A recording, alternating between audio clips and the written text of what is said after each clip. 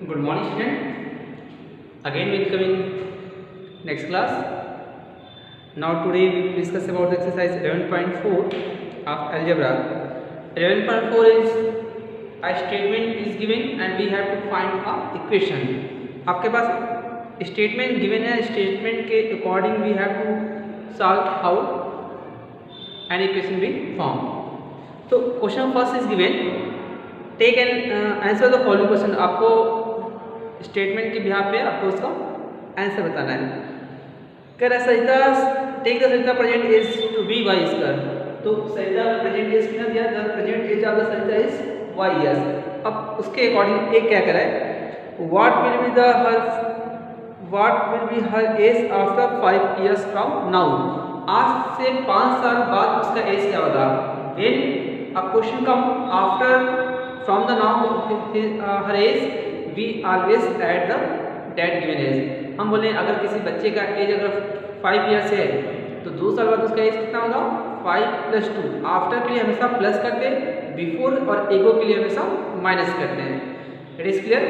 After बोलेगा 5 साल बाद, फ्यूचर की बात कर रहा है, मतलब उसका 5 साल बाद जब जो भी एज रहेगा तो हमेशा इंक्रीज होगा, इंक्रीज के लिए हमेशा पॉजिटिव करेंगे। तो लिखेंगे हर एज आफ्टर 5 years। 5 साल बाद क्या होगा? अभी प्रेजेंट एज y है, 5 साल बाद उसका एज क्या होगा? प्लस कर देंगे। तो this one is the y + 5। B question कह रहा है, question B is given what are her age 3 years back. आज से प्रेजेंट एज y है, उसे 3 years बिफोर उसका एज क्या होगा? देखेंगे her age before 3 years। Present age आपका y है, 3 साल पहले उसका एज कब रहा होगा? तो जितना साल 2 का सारा सब्ट्रैक्ट कर दीजिए, ये आपका ईयर बनेगा, ये भी आपका ईयर राइट। तो क्वेश्चन नंबर 6 इज गिवन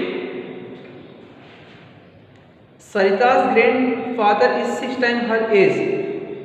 तो age of grandfather, age of Sarita's grandfather,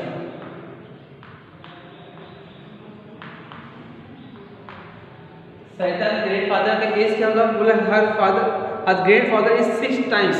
मैंने बताया कि जब भी 6 times है तो टाइम्स मतलब मल्टीप्लिकेशन, तो वी शुड मल्टीप्लाई 6 × y बराबर 6y ईयर्स। उसके ग्रैंडफादर की एज 6y हो गया। अब बोल रहा है क्वेश्चन में Sarita's father age is grandmother 2 years younger than grandfather. Younger means छोटा, एल्डर मीन्स बड़ा। तो हर लिखेंगे her grandmother as,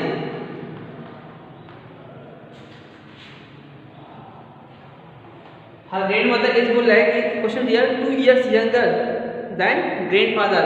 grandfather के एज से 2 साल छोटी है, तो ग्रैंडफादर की एज कितना है? 6y। अगर छोटी है तो -2। ये उनके ग्रैंड मदर की एज हो गई। अब उनके फादर की एज है, फिर चला Sarita's father is 5 years more than 3 times Sarita age. Sarita के ई देखते हैं, हर father age,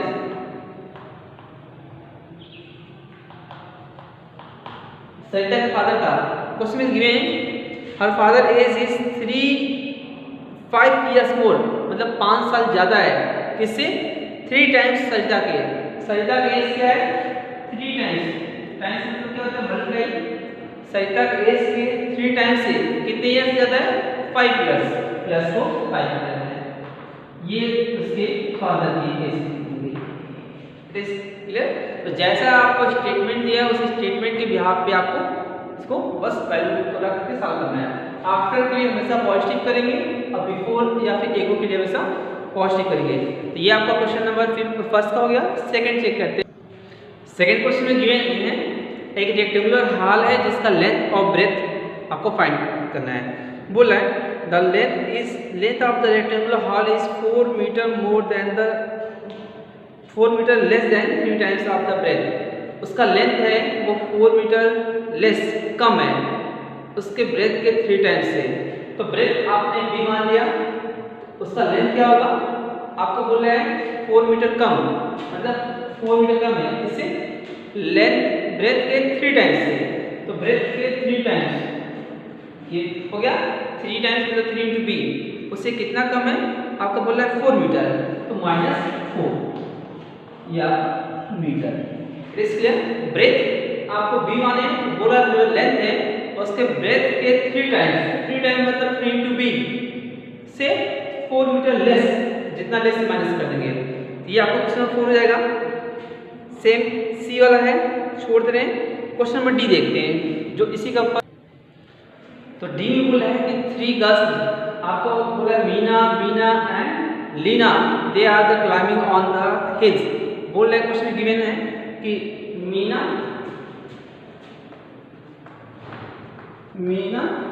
is at step S. Question ये है कि मीना एस स्टेप तक ऊपर चढ़ चुकी है। अब क्वेश्चन बोला है कि जो बीना है उस इससे 8 स्टेप अहेड है, तो लिखेंगे स्टेप ऑफ बीना। अहेड मतलब आगे, इससे एस से 1 स्टेप आगे है। अब क्वेश्चन बोला कि जो लीना है इस एस से 7 स्टेप पीछे है, तो स्टेप्स ऑफ किसका लीना का। लीना से जो गर्ल्स है उसको बोल रहे हैं इससे 7 स्टेप पीछे है, 7 अब क्वेश्चन बोला है जो टोटल स्टेप है, टोटल स्टेप के what is given, total steps total step है जितना आपका मीना गई है उसके 4 टाइम्स, मतलब 4 इंटू एस, 4 टाइम्स से 10 स्टेप लेस मतलब -10। इसको आप लिख सकते हैं 4s - 10, ये टोटल स्टेप हो जाएगा। राइट, ये आपका हो गया फर्स्ट का, आपका डी हो गया। आप क्वेश्चन नंबर ई का जो देखते हैं तो क्वेश्चन नंबर 5 बोल रहा है कि एक बस है जो 10 से या फिर 10 से 20 तक जाती है और उस बस की जो स्पीड है 20 किलोमीटर पर आवर है। ओके, तो स्पीड दिया है 20 किलोमीटर पर आवर, इसका मतलब distance travel in hours, 1 hours में कितना जा रहा है 20 किलोमीटर। ठीक है, अब बोला है 10 से 20 जाना है, उसका टोटल डिस्टेंस आपको फाइंड करना है। तो लिखेंगे डिस्टेंस, बस ये समझाने के लिए क्या है, ठीक है, डिस्टेंस ट्रैवल्ड बाय बस इन 5 आवर्स। 1 आवर्स में 20 किलोमीटर जा रहा है, तो 5 आवर्स में कितना जाएगा 5v, 5 into v, 5 into v equal to 5v। अब बोले कि 5v तो चला गया, अब उसके बाद भी अभी तक 5 किलोमीटर 5 घंटे में जितना दूरी गया है इतना अभी भी ये डिस्टेंस इससे उसको पहुंचने में भी कितना 20 किलोमीटर दूर है। तो टोटल डिस्टेंस कितना होगा, तो टोटल डिस्टेंस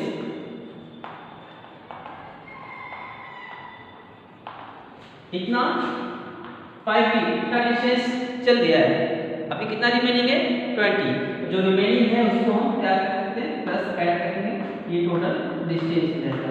तो यहाँ से टोटल डिस्टेंस कितना आ जाएगा 5v प्लस 20 किलोमीटर, ये आपका टोटल डिस्टेंस होगा फ्रॉम 10 टू 20। ये आपको एक्सप्रेशन बताना था यूजिंग द स्टेटमेंट। तो ओके, क्वेश्चन नंबर 2 बोला है change the following statement using expression into the statement in ordering language. आपको लैंग्वेज दिया उसको आपको स्टेटमेंट में। तो क्वेश्चन नंबर 2 का जो फर्स्ट है आप उसमें बोल रहे हैं नोटबुक कॉस्ट ₹20। तो कॉस्ट ऑफ नोटबुक क्या है,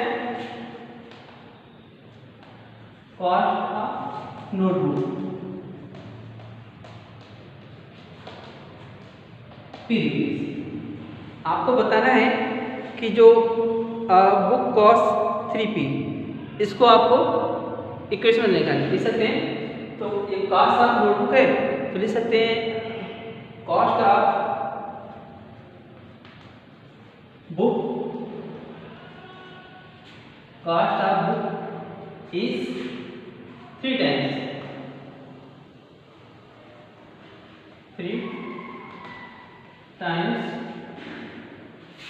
ऑफ नोटबुक।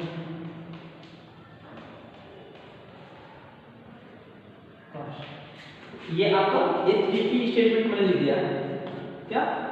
अगर बुक का कॉस्ट अगर P है तो लिख सकते हैं the cost of notebook is 3 times of book cost, 3 times of the cost of notebook cost. ये 3P मतलब इसको अपने लैंग्वेज में यूज करके आपको इसको बस यूज करके बताना है। सेकंड है जैसे आपका P है, बोला कि Tony put Q marble on the table, table पे कितने मार्बल रखे हैं Q, he has 8 Q marble in his box. लिखेंगे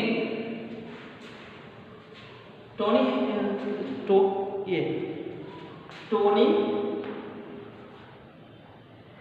है 8 टाइम्स मार्बल, टोनी है 8 times of marble in his box. आपको स्टेटमेंट दिया, बस इसको अपने वर्ड में इसको बस सिंपली इसको राइट करना है, ठीक है। तो बाकी इसमें CD है, you can write in on word. अब क्वेश्चन नंबर 3 आते हैं, 3 का देख लेते हैं। 3 में जो फर्स्ट का क्वेश्चन आपको गिवन है, क्वेश्चन नंबर 3 का, उसमें जो फर्स्ट का तो ये ठीक है। तो क्वेश्चन नंबर 3 का जो फर्स्ट बोला है मुन्नू के एज वो x है, x-2, ये क्या शो करता है x-2 मतलब कि उससे 2 साल छोटा। तो we can write her age before 2 years, her age 2 years ago, statement ऐसे लिख सकते हैं। या फिर his younger brother age is 2 year less than Munnu.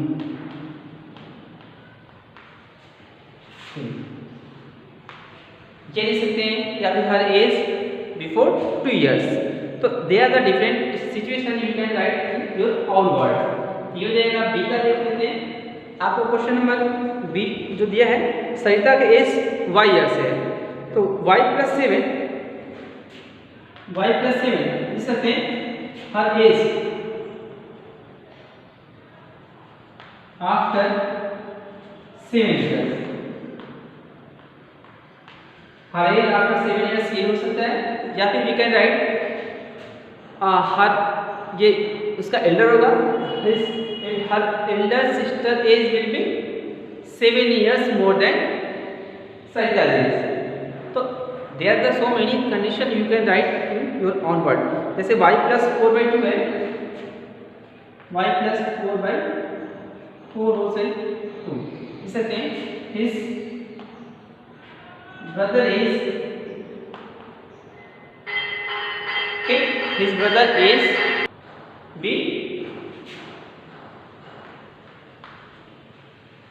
4 and 4.5 years।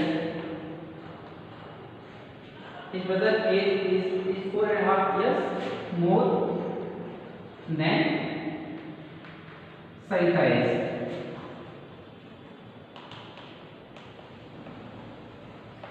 So many conditions you can express in your own words।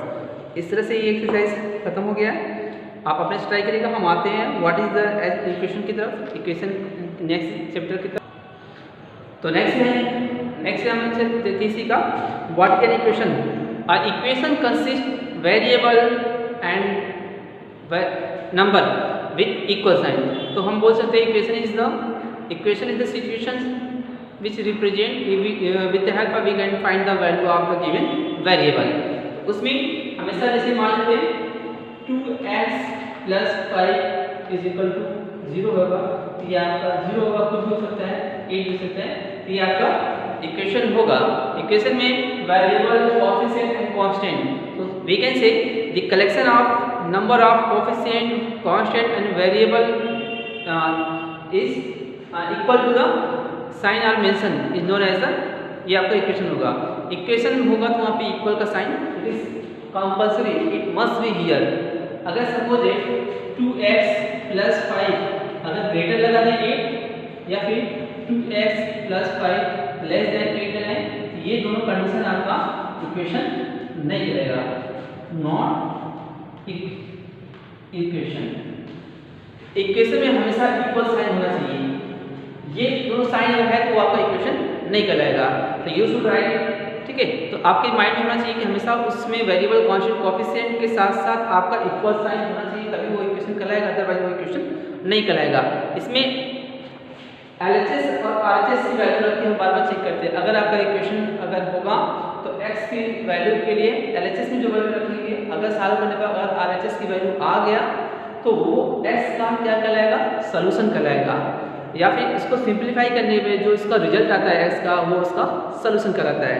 तो उसी तरह exercise में आपका एक्सरसाइज 11.5 देखते हैं, उसका फर्स्ट क्वेश्चन, तो आप उसमें से देख के फाइंड कर सकते हैं कि which one is a equation. आपका देखो, कर state the following are equation with variable, अगर है तो बताना है।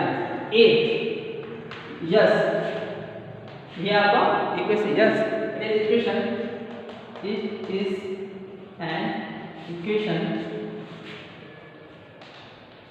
विथ वेरिएबल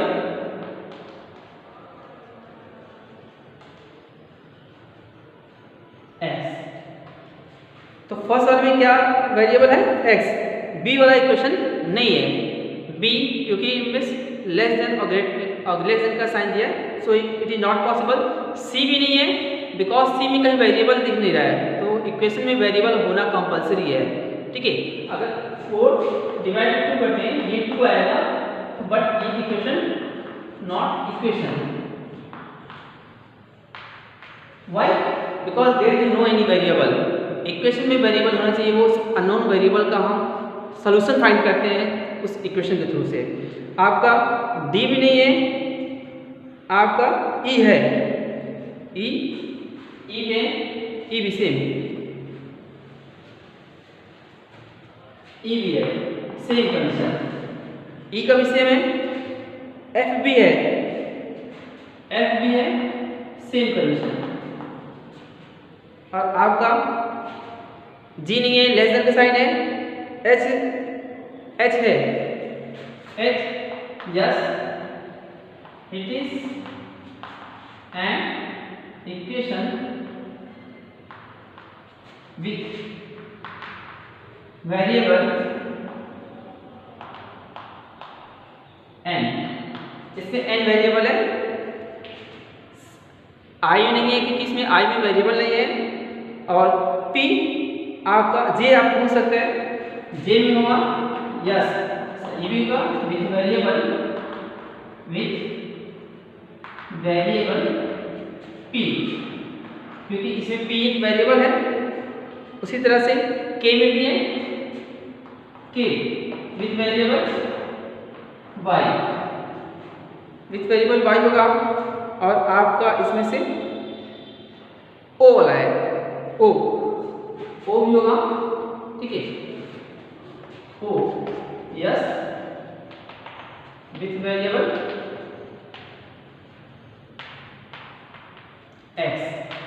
तो ये आपको दिखा रहा है कि कौन सा इक्वेशन है और वेरिएबल इसका क्या है, इसमें दिखाना है। और आपका क्वेश्चन नंबर सेकंड में है, उसमें आपको कुछ वैल्यू दे देना है, उसमें चेक करके बताना है कि which one is the solution और which one is the not solution. Second check कर, क्वेश्चन नंबर सेकंड इसका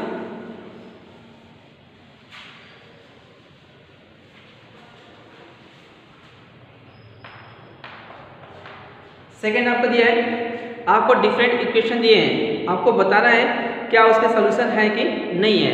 जैसे आपका फर्स्ट वाला है 10y = 80, ठीक है, उसके सामने आपको y की वैल्यू 10 रखना है। लिखा है एट y = 10। हम LHS इस इक्वल से लेफ्ट साइड को बोलते हैं LHS और इक्वल से राइट साइड को बोलते हैं RHS। ये होगा RHS। हम चेक करते हैं 10y, इसका मतलब 10 इंटू y, y का मतलब कितना है 10। देखिए 10 10 का 100, क्या वो 80 के इक्वल है? नहीं, तो ये नहीं होगा। उसी तरह से आप डिफरेंट वैल्यू पुट करके चेक करेंगे। सेकंड में आपको दिया है, आपका सेकंड दिया है एट y = 8, ठीक है। फिर से आप क्या करते हैं LHS में 10 y की जगह हम क्या पुट करें 8, तो 10 8 जा 80 हो जाएगा, तो क्या ये होगा यस। उसमें बस डिफरेंट वैल्यू आपको दिया है, डिफरेंट वैल्यू में उसकी वैल्यू LHS में पुट करके, अगर प्लस है तो प्लस करेंगे, माइनस है तो माइनस करेंगे, और एडिशन सब्ट्रैक्शन तो बस सिंपली हम वैल्यू को पुट करके बस उसको हम चेक करेंगे। तो मुझे उम्मीद है कि बाकी सब हो जाएगा। चलो हम एक और बता देते हैं, n वाला देख लेते हैं।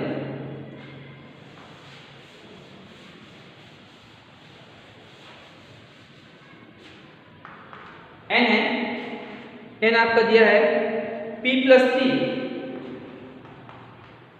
= 1 और p की वैल्यू दिया है 1। चेक करते हैं LHS को पहले लिख देते हैं। अब p की वैल्यू कितने देते हैं 1 + 3 = 4। क्या ये RHS के इक्वल है? RHS से आपका ये इक्वल नहीं है इसके 1 के, तो क्या ये वैल्यू होगा? नहीं। तो उसी तरह से आप इसको सिंपली सॉल्व करिएगा तो जो Q वाला आएगा, ठीक है, इसका Q का जो होगा Q वाला P = -2, सिंपली P की जगह -2 करेंगे तो आपका हो जाएगा 3 में से 2 जाएगा कितना बचेगा 1, तो आपका हो जाएगा यस। बस उसमें ऐसे ही वैल्यू पुट करके आपको डिफरेंट इसके सॉल्यूशन को फाइंड करना है। Then you should find the solution and what is the result. Okay, question number 3 check कीजिए।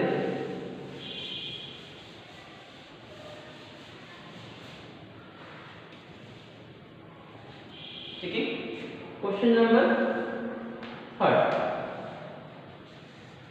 Okay, that's all for today. Now we will try, it is enough for today, so we will try for next class about the next question. Okay, now you should try remaining question. That's all for today. Thank you, thanks to all of you.